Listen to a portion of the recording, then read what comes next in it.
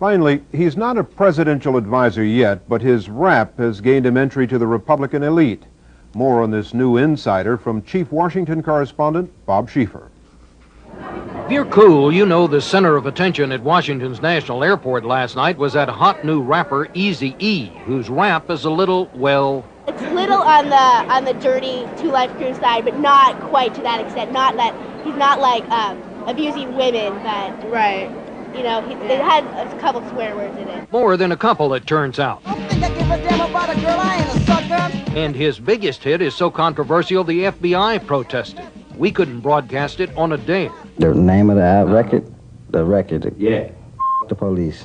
Which is why you might not have guessed that Eazy-E, Eric Wright is his real name, would be among this group of well-off Republicans who paid $1,250 to become members of something called the Republican Inner Circle, who were waiting in line today to hear Law and Order man George Bush at a private members-only reception. You would have been surprised because Eazy-E's group is not exactly the voice of the establishment. What is your group now? NWA. And what does that stand for? Niggas with attitudes. So why was Eazy-E there? Mainly because he was invited.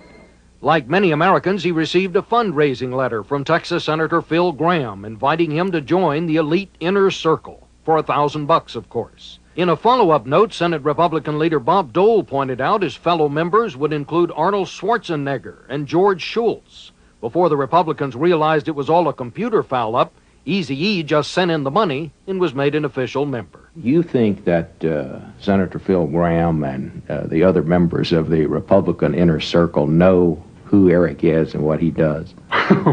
No, I don't think so. I think that probably they would be shocked to find out who he really is.